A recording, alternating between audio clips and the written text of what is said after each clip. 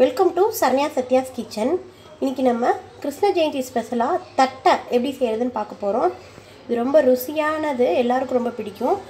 எப்படி பண்ணுறதுன்னு பார்க்கலாம். ஃபஸ்ட்டு வந்து பதப்படுத்தப்பட்ட பச்சரிசி மாவு 1 கப் எடுத்திருக்கேன்.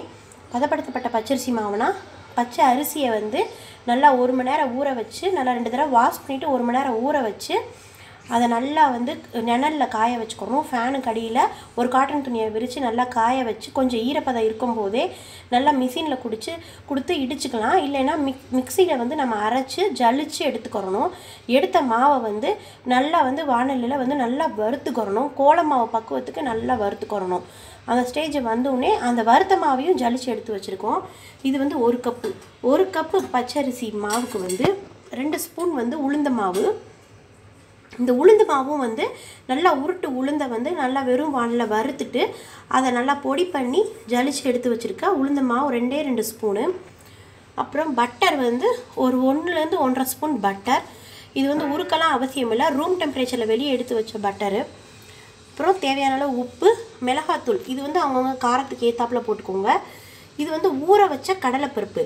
இதுக்கு பதிலாக பொட்டுக்கடலையும் நம்ம சேர்த்துக்கலாம். ஜீரகம் வந்து ஒரு சின்ன டீஸ்பூன் அளவு ஜீரகம், பெருங்காயத்தூள். இப்போ இந்த தட்டை எப்படி செய்கிறதுன்னு பார்க்கலாம். பொரிக்கிறதுக்கு தேவையான அளவு எண்ணெய். மாவு பிணையிறதுக்கு ஒரு பாத்திரம் எடுத்துக்கோங்க. அதில் வந்து பச்சரிசி மாவு சேர்த்துக்கிறோம். நெக்ஸ்ட்டு உளுந்த மாவு, காரம்,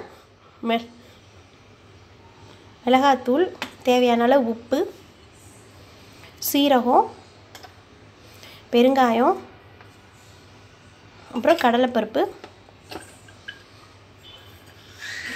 இதை ஒரு 1/4 மணி நேரம் ஊற வச்சுக்கோங்க. 1/4 மணி நேரத்துலேருந்து 1/2 மணி நேரம். வெண்ணெய் சேர்த்துட்டு இதை ஃபஸ்ட்டு நல்லா வந்து மிக்ஸ் பண்ணிக்கலாம். மிக்ஸ் பண்ணிவிட்டு அதுக்கப்புறம் தண்ணி ஊற்றிக்கலாம். நல்லா கெட்டியாக பிணைஞ்சிக்கிறணும். வந்து இந்த பட்டரை போட்டு எல்லா மாவுலையும் பரப்புற மாதிரி நம்ம அப்படி பிணைஞ்சிக்கிட்டாச்சு. இப்போ கொஞ்சம் கொஞ்சமாக தண்ணியை தெளித்து பிணைஞ்சிக்கிறோம். ரொம்ப தண்ணி ஏறக்கூடாது. இந்த மாதிரி கொஞ்சம் கொஞ்சமாக பிணைஞ்சிக்கோங்க. மாவு வந்து இந்த அளவுக்கு கெட்டியாக நல்லா பிணைஞ்சிக்கிறணும். பிணைஞ்சிட்டு சின்ன சின்ன பாலாக உருட்டி வச்சுக்கோங்க. இப்போ இந்த அளவுக்கு சின்ன சின்ன பாலாக உருட்டி வச்சுக்கோங்க முதல்ல. அப்புறம் நம்ம தட்டையை வந்து போடுறதுக்கு ஈஸியாக இருக்கும். இப்போ இந்த அளவுக்கு சின்ன சின்ன பாலாக போட்டதுக்கப்புறம் இந்த மாதிரி ஒரு பாலித்தீன் கவர் எடுத்துக்கோங்க. அதில் லைட்டாக எண்ணெய் தடவிக்கோங்க. எண்ணெயோ நெய்யோ தடவிட்டு நம்ம வந்து நடுவில் வச்சு நம்ம ப்ரெஸ் பண்ணிக்கிறோம். இந்த மாதிரி பாலித்தீன் கவர் வச்சுட்டு இப்படி சின்ன சின்ன பால்லாம் எடுத்து கொஞ்சம் கொஞ்சம் ஸ்பேஸ் விட்டு வச்சுக்கோங்க. வச்சதுக்கப்புறம் இதை வந்து ப்ரெஸ் பண்ணுறதுக்கு ஒரு தட்டோ இல்லை கிண்ணமோ வச்சு இந்த மாதிரி நல்லா ப்ரெஸ் பண்ணிக்கிட்டிங்கன்னா நம்மளுக்கு அழகான ஷேப்பில் தட்டை ரெடி ஆயிடுச்சு. இதே மாதிரி எல்லாத்தையும் பண்ணுங்கள். இப்போ ஒரே நேரத்தில் நம்ம 6 எப்படி ப்ரெஸ் பண்ணிட்டோம். அழகாக ஒரே ஷேப்பாக வந்துருச்சு பாருங்கள். இப்போ நல்லா காஞ்சிடுச்சு எண்ணெய். அதில் நம்ம போய் பொரிச்சு எடுத்துடலாம். கொஞ்சம் கொஞ்சமாக போட்டு பொரிச்சு எடுத்துக்கோங்க. ஒரு பக்கம் நல்லா பொரிஞ்சதுக்கப்புறம் இன்னொரு பக்கம் அப்படியே மெதுவாக திருப்பி விட்டுக்கோங்க. நல்லா வெந்து சிவப்பானதுக்கப்புறம் அப்படியே சத்தம்லாம் அடங்கினதுக்கப்புறம் நம்ம ஒவ்வொன்றா எடுக்க ஆரம்பிச்சிடலாம்.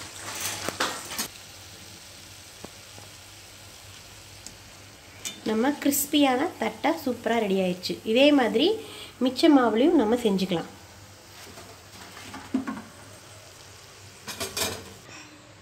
இப்போ சூடாக இருக்க போது கொஞ்சம் அப்படியே மெதுவாக இருக்க மாதிரி இருக்கும். ஆறின பிறகு நல்ல கிறிஸ்பி ஆயிரும்.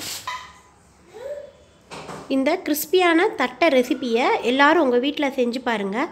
செஞ்சு பார்த்துட்டு எப்படி வந்துச்சுன்னு உங்கள் கமெண்ட்ஸ் அண்ட் ஃபீட்பேக் எனக்கு சொல்லுங்கள். மறக்காமல் சேனலை சப்ஸ்கிரைப் பண்ணி வச்சுக்கோங்க.